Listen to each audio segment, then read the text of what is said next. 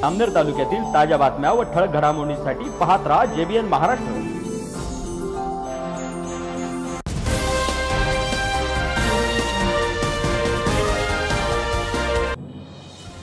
नमस्कार, मी मिनल चौधरी। पाहूया काही ठळक वृत्त।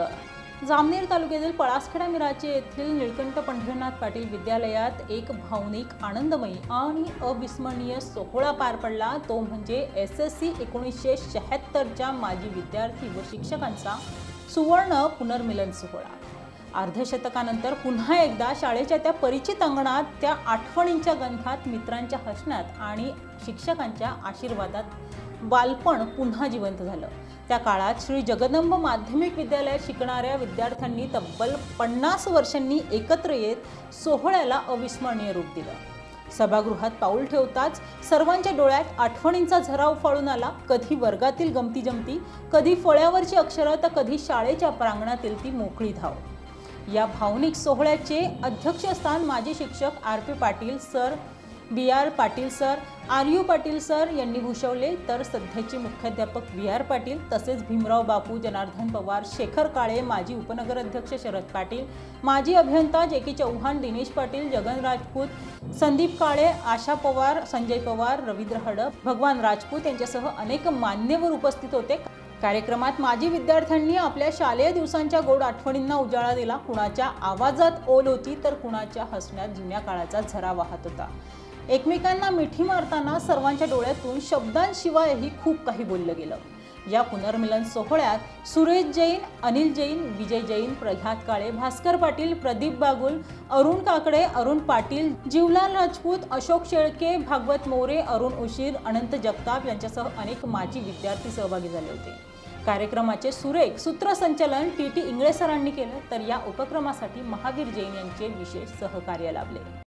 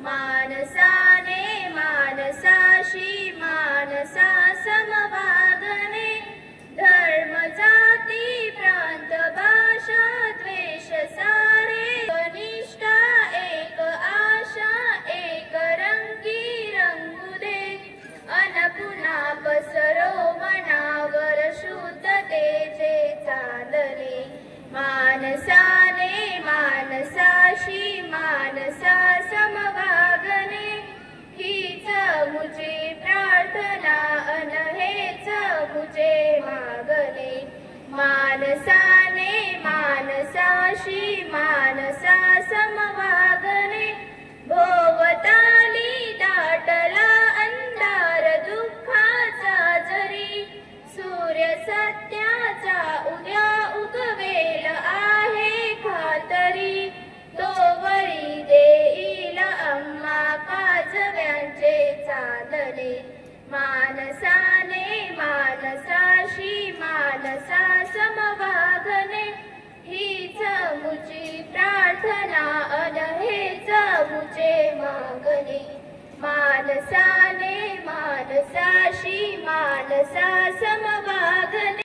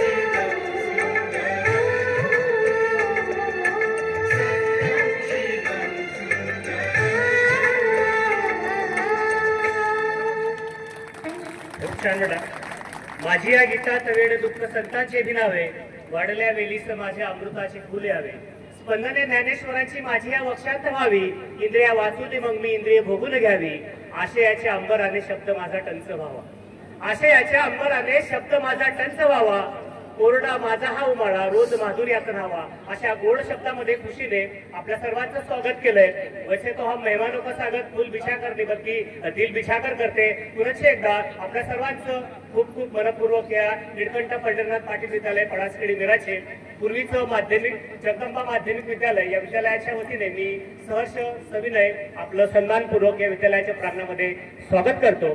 उन्हाळे पावसाळे बघितले, हे सगळे हिमालयासारखे दिग्गज अखंड अविचल आणि सगळ्यांच्या तब्येतीकडे जर बघितलं तर ते अत्यंत सदृढ सगळे दिसत आहेत। मी आतापर्यंत 3 मॅचेस गेल्या, त्याच्यामध्ये तरी काहीतरी व्यसनाधीन होते, 3 मॅचेस गेल्या, तरुण पोरं होते, व्यसन करणारे होते, मात्र तुमच्याकडे बघून असं वाटतंय ना प्रसन्न एकदम हिमालयाच्या बर्फासारखं, हिमालयाच्या हिमशिखरासारखं स्वच्छ, ऍज प्युअर ऍज आईस, एवढं स्वच्छ सूर्यप्रकाश इतके स्वच्छ तुम्ही दिसतायत, प्रसन्न दिसतायत। तर या कार्यक्रमाचं वैशिष्ट्य असं की या विद्यार्थ्यांचं, तुम्ही सगळे महानुभव आहेत, मात्र यांचे फक्त 3 शिक्षक आज हयात आहेत।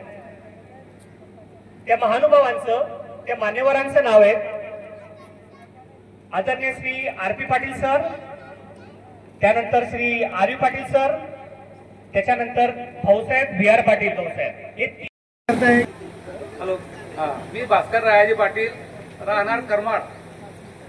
मी ह्या शाळेमध्ये आपल्या त्यावेळेस या शाळेचं नाव जगदंबा माध्यमिक विद्यालय होतं। नंतर बापूसाहेबांनी जेव्हा देणगी त्याच्यानंतर निळकंठ पंढरीनाथ पाटील विद्यालय झालं आणि ह्या विद्यालयात आम्ही जवळजवळ 3 वर्ष 1978ची बॅच होती, 3 वर्ष शिकलो। याच्यामध्ये R P. Patil sir, R U. Patil sir, R S. Sabkade sir, यांनी Vaishnav sir, R U. Patil sir, B R. Patil sir यांनी आम्हाला खूप काही मार्गदर्शन केलं आणि आम्ही त्यामुळेच घडलो। आमची बॅच ही अशी आगळी वेगळी होती आणि त्यामुळेच आम्ही सगळे आज सुद्धा येतोय।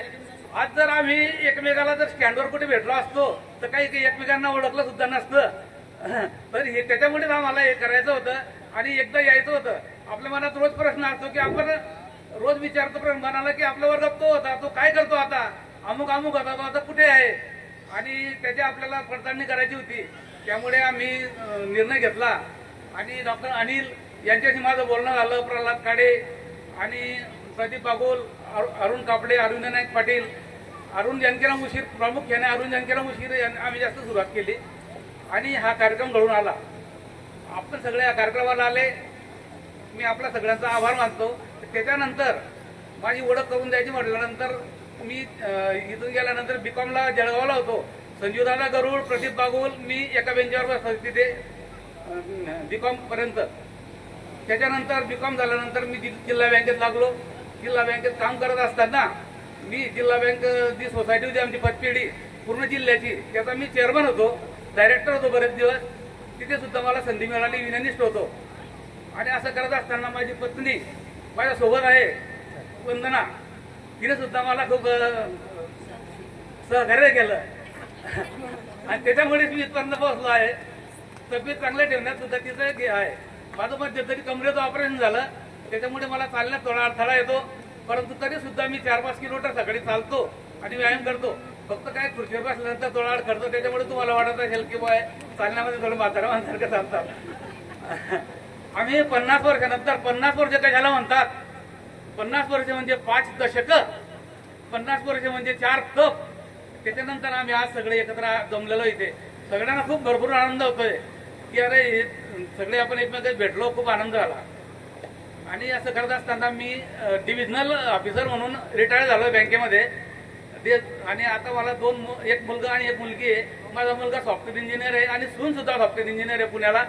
मी त्यांच्याचकडे बहुतेक राहतो आणि जळगावला सुद्धा काही दिवस राहतो, कारण मला शेतीचं मला आवड आहे, शेती सुद्धा मी बऱ्याच वेळेला चांगल्या प्रकारे शेती करतो।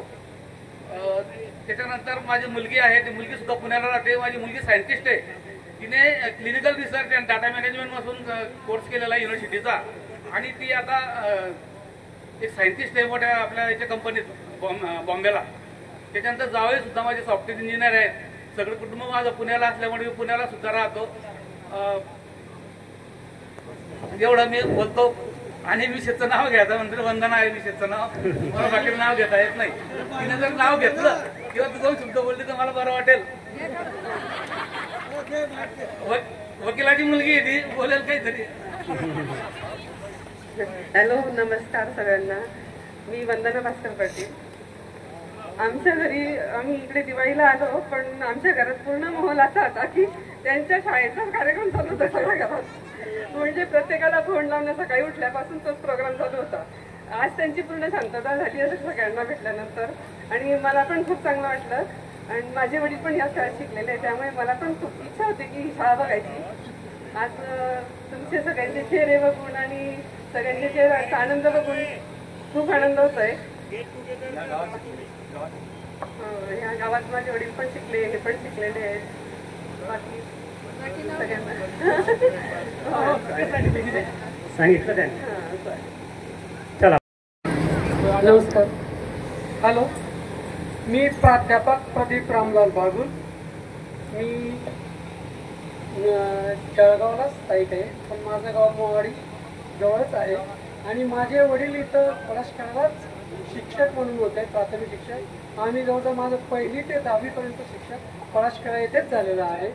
आणि 10वी नंतर मग जळगावला उत्तर मठामाळ जिल्ह्यात झालेलं आहे. माझी मिसेस रत्ना प्रदीप बागुल, ती पण एक माध्यमिक शिक्षिका आहे.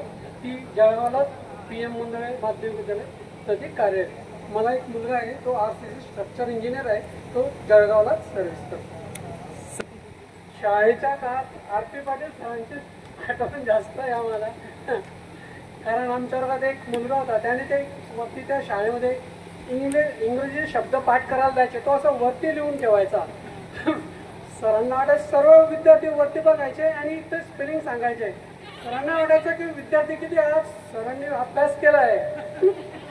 नंतर सरांच्या लक्षात आलं की एक विद्यार्थ्याला तो असा, त्याला काहीतरी लवकर दिसत नव्हता, तो असं बघायचा. मग सरांच्या लक्षात आलं की बघ हे काहीतरी. मग सरांनी बघितलं, सरांचं तुम्ही बोलण्याचं एकदम होतं, ओ असे केलं सरांनी.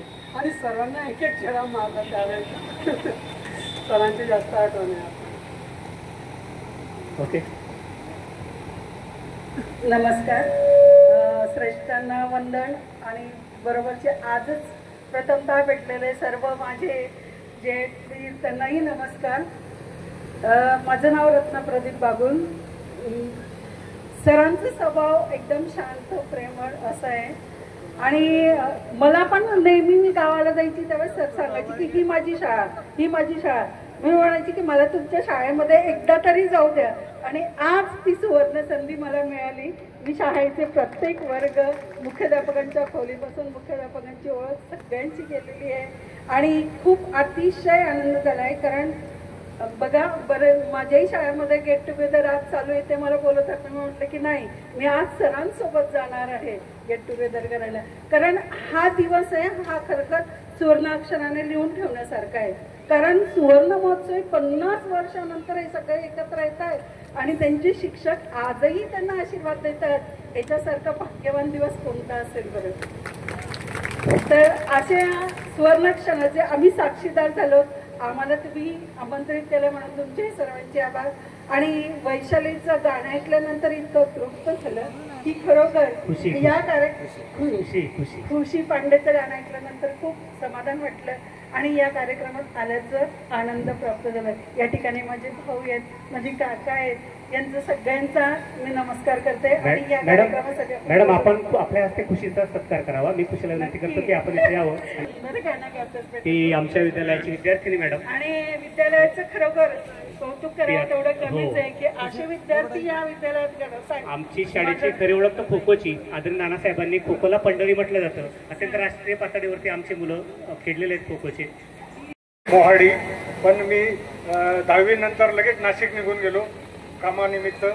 तिथं व्यवस्थित व्यवसाय स्थापन केला आणि आजपर्यंत व्यवस्थित तिथं सेटल झालो. मिसेस कॉलेजला लेक्चरर होत्या, त्या रिटायर झालेल्या आहेत आणि स्थायिक नाशिकला. मी अर्चना अरुण कापडे. प्रथमतः या शाळेचे किंवा संस्थेचे जे संस्थापक आहेत त्यांना सवयनीय नमस्कार करून आपल्या व्यासपीठावर असलेले सगळे जे महर्षी आहेत त्यांना नमस्कार करून आपल्या सर्वांना नमस्कार करून आपले आभार मानते. आम्हाला या कार्यक्रमासाठी आवर्जून बोलवले, यापैकी मी बऱ्याच जणांना ओळखते. 76 सालची आपली बॅच आणि 1976ची बॅच आपले राहून गेलं नाव आमचे सर्वांचे मार्गदर्शक जे के चव्हाण साहेब, त्यांचं विचार आपल्याला निश्चितपणे आता ऐकायला मिळतील असे जे के चव्हाण दादाजी.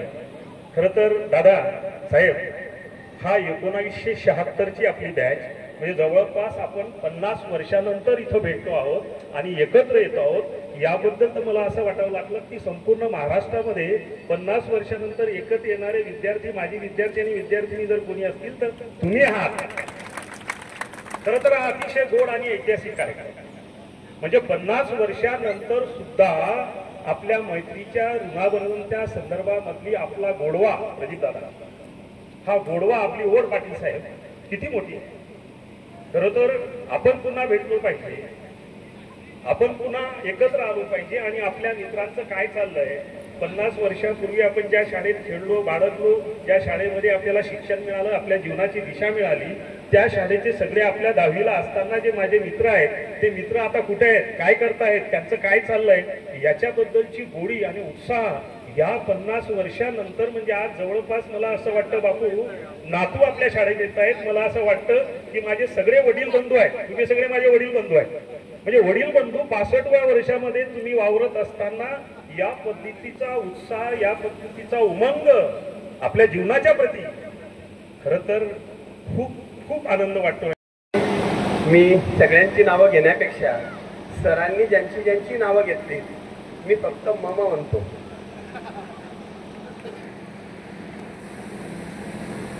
अत्यंत स्तुत्य, म्हणजे अनेक ठिकाणी असे कार्यक्रम होत आहेत, गेट टुगेदर, सगळ्यांनी एकत्र यावं, पण 50 वर्षांनंतर एकत्र यावं ही कल्पना ज्याच्या मनात पहिल्यांदा आली त्याच्यासाठी आपण टाळ्या वाजवूया.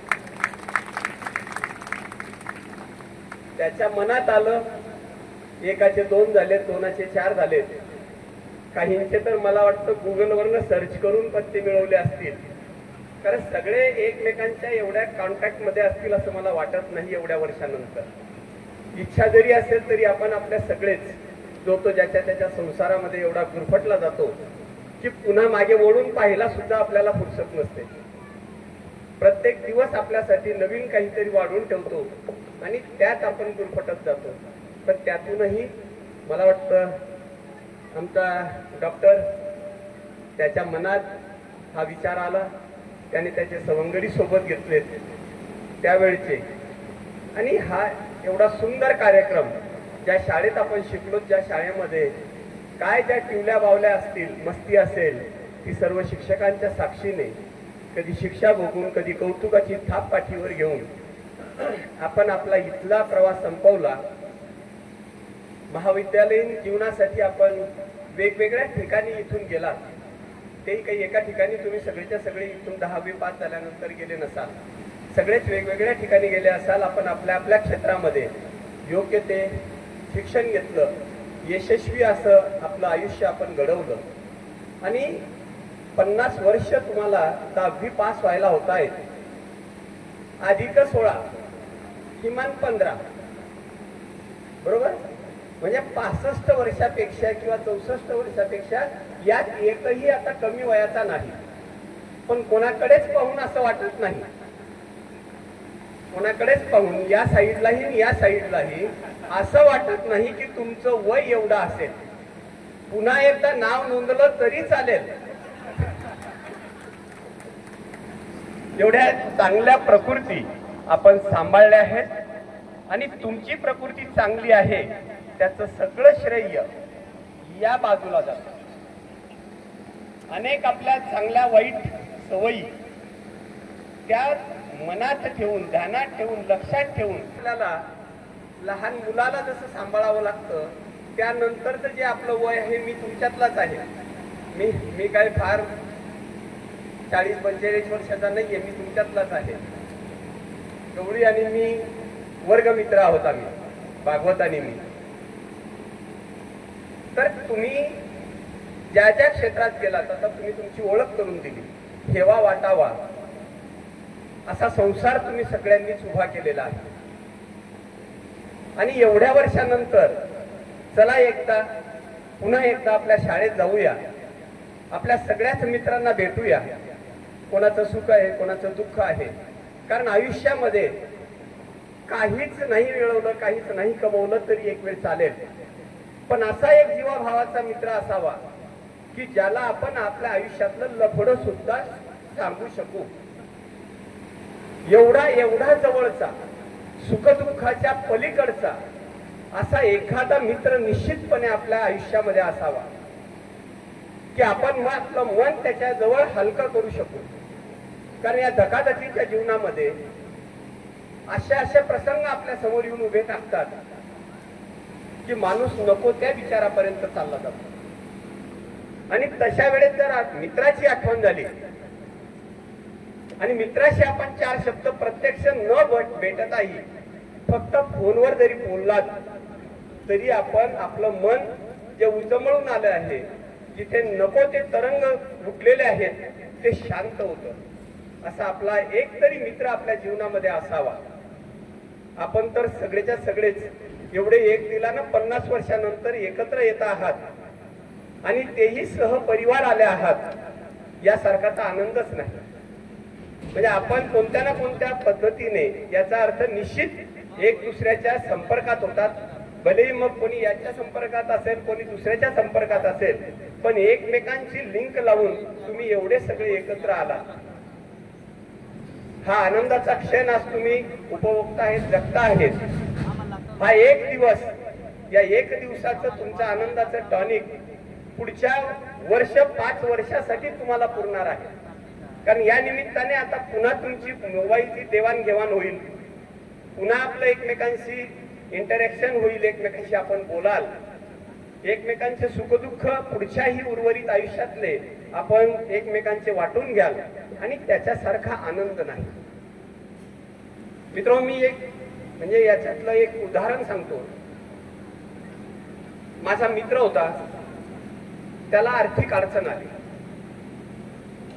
तो सलग 2 दिवस जामनेरला मला भेटायला आला. दुर्दैवाने मी गावी नसल्याने, जामनेरमध्ये नसल्याने, बाहेर असल्याने, तेव्हा काही मोबाईलची फार सुविधा नव्हती, लँडलाईन फोन होते. तो 2 दिवस सलग सकाळपासून संध्याकाळपर्यंत माझी वाट पाहत थांबला आणि 3ऱ्या दिवशी दुःखद घटना माझ्या कानावर आली की त्याने गळफास घेऊन आत्महत्या केली. म्हणजे निश्चितपणे त्याला माझ्याजवळ येऊन काहीतरी बोलायचं होतं, काहीतरी सांगायचं होतं. आणि खात्रीने सांगतो, त्याची माझी भेट झाली असती तर त्याचा मृत्यू एखाद्या वेळेस टळला असता. आणि त्याच्यामुळे माझं आपल्याला एक विनंती वजा सूचना असेल की आता आपण एकत्र आलाच आहात, तर या निमित्ताने आपली ही बांधणी ही अशीच्या अशी राहील याची आपण सगळ्यांनीच काळजी घेतली पाहिजे. असेल तुमच्यामध्ये असेल कोणी आर्थिक परिस्थितीने फार पुढे गेलेला असेल, कोणी मागे असेल, पण मैत्रीमध्ये मला नाही वाटत की पैसा हा आडवा येतो. निखळ मैत्री जर असेल तर पैसा हा कुठेच लागत नाही. आणि तसं नसतं तर सुदाम्याची आणि श्रीकृष्णाची मैत्रीच झाली नसती आणि ती एवढ्या दिवस ती टिकली नसती. सुदाम्याचे पोहे श्रीकृष्णानं खाल्लेच नसते. म्हणजे मैत्रीला कुठल्याच मर्यादा नसतात. मैत्रीमध्ये राग आहे, लोभ आहे, एकमेकांवर चिडणं आहे. 8 दिवस 15 दिवस बायको आणि नवऱ्याचं भांडण म्हणतात की संध्याकाळी मिटतं, मित्राचं 8 दिवस जास्तीचे लागतील. पण निश्चितपणे 2 मित्रांमधलं पण जर त्यांचा सुसंवाद चालू राहिला तर सगळे प्रश्न मिटतात, सगळे वाद मिटतात, आबोला हा बोलण्यामध्ये परावर्तित होतो. मी या निमित्ताने आपण ज्या पद्धतीने आपला संसार उभा केलेला आहे आणि आपली तब्येत सांभाळून संसार उभा केलेला आहे, त्याच्यामुळे खरंच आपल्या साऱ्यांचंच खूप खूप कौतुक आहे. माणसापेक्षाही रिटायरमेंट ही सगळ्यात खराब.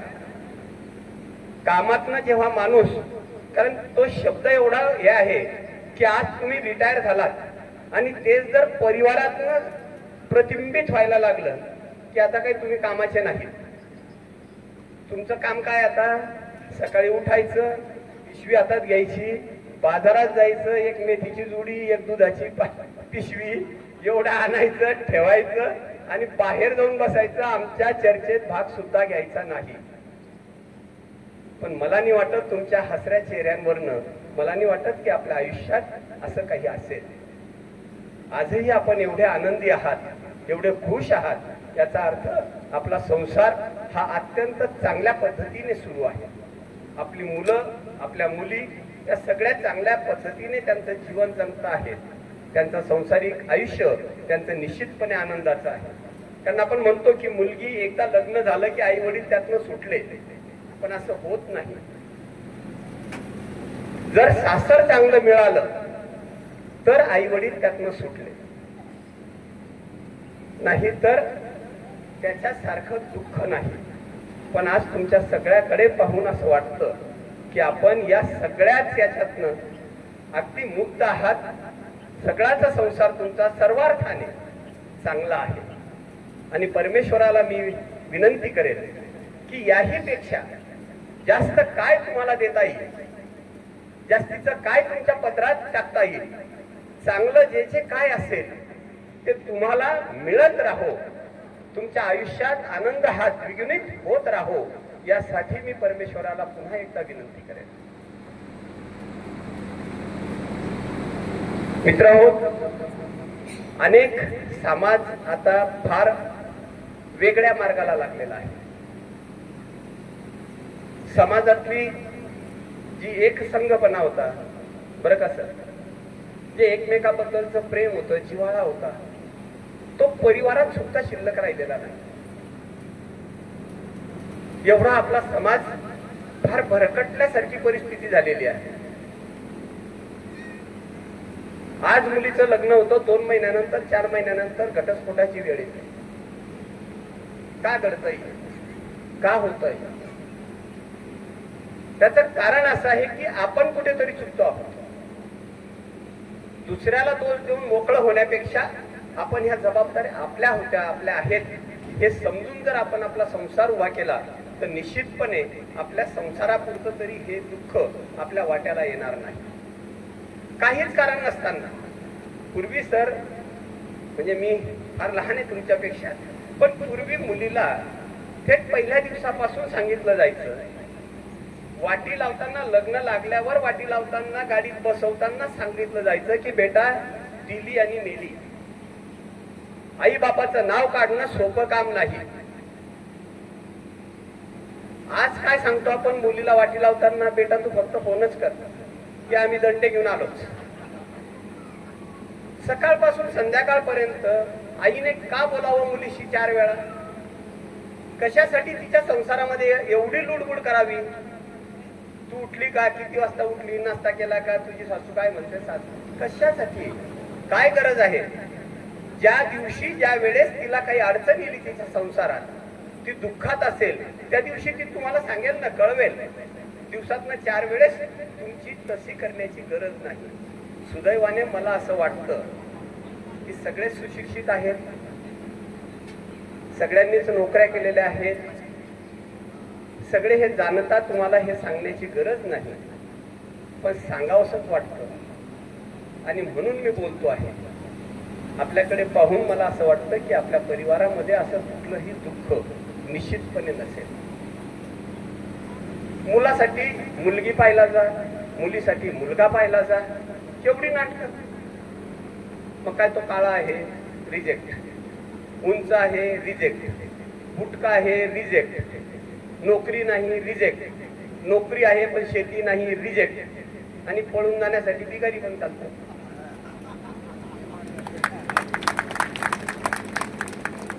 शेतात मुलगी आमची पाय ठेवणार नाही असं सांगणारा बाप शेती ऐका विचारतो.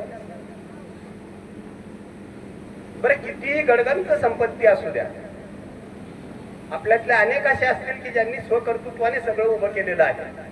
अनेक असतील आपल्यातले की बापदाद्यांचा वारसा काहींना मिळाला असेल, पण असे अनेक तुमच्यातले जोडपे असतील की ज्यांनी स्वकर्तृत्वाने त्याचा संसार उभा केला. गडगंज संपत्ती आहे. दारू आणि बाईचं, बाटली आणि बाईचं व्यसन आहे. काय शिल्लक राहील? आपल्या आयुष्याची सगळ्यात मोठी कमाई, आपल्या आयुष्याची सगळ्यात मोठी कमाई हे आपल्या पोटी जन्माला आपण आलेलं अपत्य, हे सन्मार्गाने जीवन जगत आहे, ही आपल्या दृष्टीने आणि आपल्यासाठी सगळ्यात मोठी कमाई आहे. मुलगा शिकला, मोठा झाला, त्याचा नोकरीला लागला, मुलगी तिचा संसार सुखाना करते आहे, यासारखं सुख दुसरं नाही. आणि म्हणून आपल्या समाजाला, आता तुम्ही रिटायर झालेला आहात, काही तुमच्यापैकी रिटायर व्हायचे असाल, पण आपण समाजाचं देणं लागतो. आपण या गोष्टीकडे लक्ष द्यावं. निदान 2 परिवारामध्ये 4 परिवारामध्ये जरी आपण हे विचार पोहोचवले तरी मला वाटतं की समाजाचं कुठेतरी भरकटलं पण हे दूर होण्याला मदत होईल. आपण एवढा छान कार्यक्रम केला, सगळे एकत्र आलात. आपण काही गेम वगैरे काही केलं की नाही? का काहीच नाही, फक्त बसले, नाश्ता केला आणि बसले? असं नाही, काहीतरी काय नाईलाज आहे. मी सकाळी 9 वाजता येणार होतो आणि तुमच्याकडनं सगळे गेम करून खेळून घेणार होतो. तुम्हाला आठवत असेल, मामाचा रुमाल हरवला. भाऊ मला आता साखरपुड्याला पाचोऱ्याला जायचं आहे. काय आहे, आता तुम्ही आला तिथे एवढ्या दिवसानंतर, तर जे काय तुम्हाला एन्जॉय करता येईल. संगीत खुर्ची आहे या सत्रात आहे का? गुड, एकदम बेस्ट. आता ओळख परिचय करून देताना त्याकडे दुर्लक्ष झालं. निवेदकांनी सांगितलं होतं की ओळख करून दिल्यानंतर नाव घ्या. तुमच्यापैकीच 2 जण कोणीतरी थोडी उभे राहा आणि यांना लाईनने मधून जायला सांगा. तुमच्या दोघांच्या मधून अशा हातवर करून जोडून एकमेकाच्या मधून जायला सांगा. त्यांना मध्ये धरा आणि मग नाव घ्यायला सांगा, त्याच्याशिवाय सोडू नका. हे काय जे कार्यक्रम आहेत ते खरंच आज तुम्ही खरोखर फार भाग्यवान आहात. हे मला अनेक वेळेस माझ्या मनात विचार आला, पण मला हे जमलं नाही, मला हे करता आलं नाही. त्याच्यामुळे ज्यांनी हे घडवून आणलं, सगळ्यांना एकत्र आणलं आणि तुम्ही एका हाकेवर सगळे एकत्र आलात, खरोखर तुमचं आणि ज्यांनी हे नियोजन केलं त्यांचं सगळ्यांचंच खूप खूप कौतुक करतो. मेरे देश की धरती हे गीत ऐकलं की मग आठवतं टीव्ही मेपलचं 2 फेब्रुवारी 1935चं इंग्लंडमधील भारताविषयीच्या भाषणात तो असं म्हणतो की I have travel length and breadth in this country of India, but I have not seen even single beggar in this country of India. म्हणजे मी त्या देशात सर्वत्र फिरलो, मात्र मला एकही भिकारी दिसला नाही. पुढे तो असं म्हणतो की I have not scene lock on the door of the house. म्हणजे मी त्या देशात एकाही घराला कुलूप बघितलं नाही. गजनीच्या मेहमूदने भारतात 17 स्वाऱ्या करून लाखो करोडची संपत्ती लुटून नेली व सोमनाथ मंदिराचा सोन्याचा दरवाजा आपण नेला. विल्यम डिक्ली नावाचा इंग्रज अधिकारी असं म्हणतो की इंग्रजांच्या आधी भारत देश हा कृषी, उद्योग, व्यापाराच्या जगात सर्वश्रेष्ठ होता. भारतात 1 एकरमध्ये 56 क्विंटल धान्य पिकवलं जायचं. आज मात्र युरिया, सुपर फॉस्फेट आणि DAP वापरून सुद्धा धान्याचं उत्पादन एकरी 30 क्विंटल आहे. ऊसाचे उत्पादन 1.20 मेट्रिक टन होते, आज ते 30 ते 35 मेट्रिक टन आहे. विल्यम वॉर्ड नावाचा ब्रिटिश अभ्यासक असं म्हणतो की भारतात टसर नावाचा मलमल पासून बनलेला 14 ते 15 मीटरचा कापड हा बोटाच्या अंगठ्यातून अगदी सहज निघून जायचा व त्याचं वजन फक्त 100 रद्दी असायचं. थॉमस मॅनरो भारताने दिलेली शॉल 10 वर्ष वापरतो आणि जगातील एकूण उत्पन्नापैकी 43% उत्पन्न हे भारतातच व्हायचं. कॉपर्निकसच्या 1000 वर्षा आधीच आर्यभट्ट सूर्य आणि पृथ्वीचं अंतर अचूक सांगून जातो आणि कृषी, उद्योग, व्यापाराच्या जगात सर्वश्रेष्ठ असणारा भारत नीतिमूल्यावर आधारित संस्कृतीचा पण दावा करतो. स्त्रीचा सन्मान आमच्या छत्रपती शिवाजीराजे एका गरीब शेतकऱ्याच्या मुलीवर भर दिवसा ढवळ्या बलात्कार करणाऱ्या रांजणगावच्या पाटलाचे लोक हातपाय तोडून कल्याणच्या सुभेदाराच्या सुनेची चोरी मागणी करून आणि किल्लेदार सावित्री देसाईवर बलात्कार करणाऱ्या सुकोची गायकवाडाचे दोघं डोळे काढून करतात. मात्र एवढा मूल्यवर्धित इतिहास आपल्या पाठीशी असताना सुद्धा श्रद्धा वाडकरचा गळा दाबून खून करणारा अफताब तिच्या शरीराचे 35 तुकडे करतोय. मुंबईचा मनोज साने झाड काटण्याच्या कंडकने त्या सरस्वतीचे तुकडे करतो आणि कुकरमध्ये शिजवून कुत्र्यांना खाऊ घालतो. यातला अफताब हस्कलिंग इंग्लिश झाडतो आणि मनोज साने ढिक्कळ डिग्र्यांचा दावा करतो. बदलापुरात 3 वर्षाच्या लेकरावर बलात्कार होतो आणि मलकापुरात 1 नंबरसाठी आईवर अत्याचार होतो आणि म्हणून म्हणावं लागतं, आज सलामत कोई ना घर है, सबको लुट जाने का डर है. हमने अपने वतन को देखा, आदमी के पतन को देखा. आज तो बहनों पर भी हमला होता है, दूर कहीं कोने में मजहब रोता है. रोती है सलमा, रोती है सीता, रोते है कुरान और गीता. आज हिमालय चिल्लाता है, कहा पुराना वो नाता है. आज हिमालय चिल्लाता है, कहा पुराना वो नाता है. डस दिया देश को जहरी नागों ने, डस दिया देश को जहरी नागों ने. घर को आग लगा दी घर की चिरागों ने. रक्ताने पेटलेल्या अगणित सूर्याला तेज बहाल करणारे डॉक्टर बाबासाहेब आंबेडकर या देशात असताना सुद्धा आज या देशातील तरुण निस्तेज दिसत आहेत. विषमतेच्या वाढवट्यात खितपत पडलेल्यांना समतेचा दीपस्तंभ बनून उभे राहणारे ज्योतिबा फुले या देशात असताना सुद्धा मुलाच्या ऍडमिशनसाठी एका वेश्येला सुप्रीम कोर्टाचा दरवाजा ठोकावा लागतोय. पंख नसणाऱ्या पाखरांना बळ देणारे राजर्षी शाहू महाराज या देशात असताना सुद्धा पॉवर्टी रेट हा 3.5 आहे आणि समता पेरणारा, बंधुता रुजवणारा, न्यायासाठी लढणारा, हक्कासाठी फिरणारा, विरोधकांची असेंब्ली उडवणारा आणि इंग्रजांना घामाघूम करून सोडणारा भगतसिंग या देशात असताना सुद्धा आज या देशातील संसदेवर हल्ला चढवला जातोय. या देशात धडे व मुडके दूर पडले आहेत. धडाला मुडके नाही आणि मुडक्याला धड नाही. समाज पुरुष मरून पडला आहे. बुद्धिजीवी लोक, श्रमजीवी लोकांची कदर करत नाही आणि धडाजवळ मुंडके नेल्याशिवाय राष्ट्रात जिवंतपणा येणार नाही. वैचारिक नपुसंकत्वातून जन्माला आलेले वाच पुढारी पोटाला चिरगुटे बांधून कारभारपणाचे सोंग करताना दिसत आहेत आणि या समाजाची दिशाभूल करताना दिसत आहेत. लिओ टॉलस्टॉय नावाचा तत्ववेत्ता असं म्हणतो की तुमच्या देशातील तरुणांच्या ओठावर कोणते गीत आहे यावरून मी तुमच्या देशाचे भवितव्य सांगू शकतो. तो म्हणतो, तुमच्या देशातील तरुण जर मुन्नी बदनाम हुई डार्लिंग तेरे लिए असं जर म्हणत असतील तर तुमचा देशही बदनाम व्हायला वेळ लागणार नाही. तुमच्या देशातील तरुण जर ना हिंदू बनेगा ना मुसलमान बनेगा, इंसान की औलाद है इंसान बनेगा असं जर म्हणत असतील तर तुमच्या देशात समता सदैव नांदेल. तुमच्या देशातील तरुण जर पीले पीले ओ मोर राजा, पीले पीले ओ मोर जानी असं जर म्हणत असतील तर तुमच्या देशाची घडी बिघडायला वेळ लागणार नाही. आणि जर तुमच्या देशातील तरुण जिंकू व मरू असं म्हणत असतील तर तुमच्या देशातही असंख्य भगतसिंग जन्माला आल्याशिवाय राहणार नाही. खर तर ज्या ठिकाणी देशाचं भविष्य घडवून घेतं त्या पवित्र ज्ञान मंदिरात फक्त पुस्तकातल्या बाराखड्या शिकवायच्या नसतात तर मुलांची मने सुसंस्कृत करून त्यांना समाज हितार्थ योग्य वळण लावायचं असतं.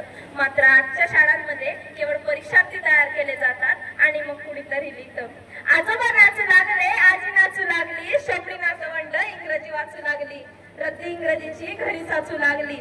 परिणाम असा झाला काय ना, परिणाम असा झाला अजान मुळाखाली माती खचू लागली न इंद्रायणीच्या डोहाला पोथी टोचू लागली, इंद्रायणीच्या डोहाला पोथी टोचू लागली. धन्यवाद.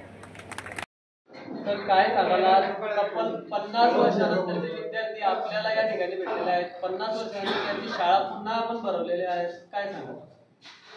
50 वर्षापूर्वी जे विद्यार्थ्यांना आम्ही जे संस्कार दिले, जे शिकवण दिली, त्या शिकवणीचा आज हे आम्हाला त्याचं स्पष्ट उदाहरण दिसतं आहे की आज ते आपल्या क्षेत्रामध्ये चांगल्या प्रकारे यशस्वी झालेले आहात, कार्य करत आहेत.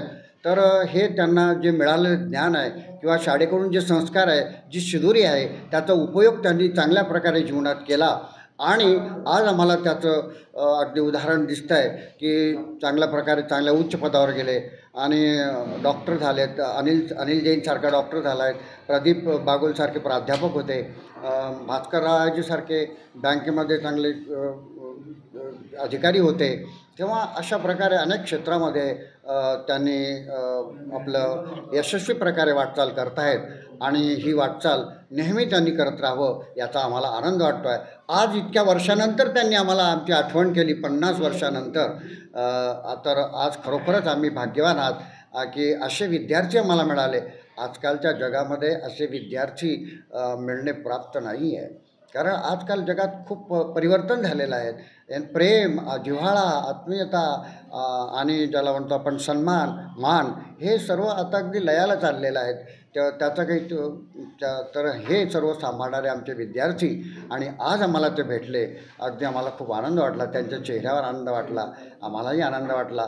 आणि एवढे वर्ष कसे निघून गेलेत तेही आम्हाला कळलं नाही. आज पुन्हा ते सर्वांना भेटल्यानंतर आम्हाला खूप आनंद होतो आहे. तेव्हा मी या संयोजकाचे, या शाळेचे, या सर्वांचे आणि जे विद्यार्थी आम्हाला प्रेमाने भेटलेत, त्यांनी विचारपूस केली आमची, त्यांचा सर्वांचा मी आभार मानतो. तर काय आपल्या भावना आहेत? आज आपण सर्व विद्यार्थी जे मित्र आहेत आपल्या 50 वर्षांनंतर भेटलेले आहात, नेमक्या काय मनातील भावना या ठिकाणी, काय जुन्या आठवणींना आपण उजाळा द्या? आज आम्ही 1976ची जी यशस्वीची बॅच, ती सर्व बॅच आज आमची इथे जमलेली आहे. जवळजवळ 50 वर्षानंतर जवळजवळ 5 शतकं आणि 4 तप एवढे झाल्यानंतर आम्ही इथे जमलेलो आहोत. त्याचा आम्हाला खूप सर्वशी आज आनंद होतो आहे.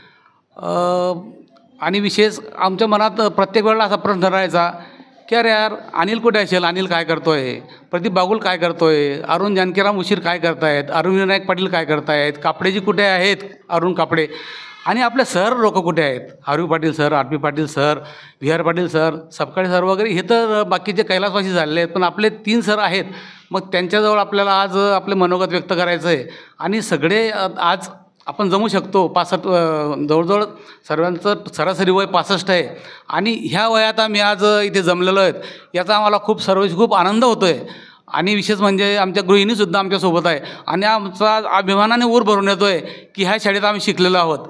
आणि ह्या शाळेने आम्हाला फक्त काही असं नोकरीचं ज्ञान नाही दिलं, शेतीविषयक ज्ञान दिलेलं आहे, ह्या सर्व प्रकारचं ज्ञान दिलेलं आहे. आणि जसं कृष्णसुद्धा आम्हाला भेटतो म्हातारपणीसुद्धा, तसे आम्हीसुद्धा ह्या वयात आमचे सवंगडी आम्ही एकमेकाला भेटत आहोत. आम्ही आज ह्या बेंचावर आज आम्ही बसलेलो होतो, ह्याचासुद्धा आम्हाला खूप आनंद होतो आहे. आणि सरांनी जे छेड्या मारून आम्हाला जे शिकवलेलं आहे आणि जे घडवलेलं आहे, ते तर आम्हाला खूपच अजूनसुद्धा वाटतं आहे की आजसुद्धा सरांची ती प्रेमळ छेडी, प्रेमळच म्हणेल मी, प्रेमळ छेडी द्यावी सरांनी, की ज्याने आमचं आयुष्य घडलं. आणि सगळेजण इथे भेटलेले आहेत ह्या वयातसुद्धा, तर याचा सर्वस्वी आनंद आहे. हे बोलून मी माझं इतक्या धावपळीच्या आयुष्यामध्ये आज आपण मित्रांना भेटायला आलेले आहात, नेमक्या काय मनातील भावना आहेत? मी प्रथम अनिल जैन याचे मनपूर्वक आभार मानतो की त्याने न विसरता मला एका 50 वर्षानंतर आमची फोनवर गोष्ट झाली आणि त्यांनी सांगितले की असा असा कार्यक्रम ठेवला आहे. त्यावेळेला खूप अगदी मनापासून खूप आनंद झाला. आणि तो म्हणाले की सहपत्नीक तुम्ही या. म्हटलं आवर्जून येऊ, कारण या कार्यक्रमाला आलंच पाहिजे म्हटलं. कारण 1975ची आमची बॅच आहे, भागवत गवळी, मी, शिवसिंग कोंडाजी, हे आम्ही 1975चं म्हणजे या जगदंब माध्यमिक विद्यालय जिचं पहिली बॅच आमची होती. त्यामध्ये सपकाळे सर आमचे हेडमास्तर होते, पाटील सर होते, आरवी पाटील गणिताला होते. त्या पिरियडमध्ये या सगळ्यांनी आम्हाला चांगल्या प्रकारे घडवलं आहे. आणि आज आम्ही चांगल्या उच्च पदावर राहून आमचा संसार सुखाने होऊन आमचे मुलंसुद्धा उच्च पदावर गेलेले आहेत. तर आज 50 वर्षानंतर सर्व मित्र एकत्र आणण्याचा सर्व जो श्रेय आहे तो आपल्याला या ठिकाणी दिला जात आहे. नेमकी अचानक आपल्या मनात कशी काय संकल्पना आली की सर्व मित्रांना एकत्र आणावं? माझ्या मनात म्हणजे मला भास्कर रायजी, कोंडू गवळी, नंतर अरुण कापडे यांनी फोन करून 2 वर्षापासून चालू होतं आमचं हे की आपल्याला यायचं, पण कोणालाच वेळ मिळत नव्हता.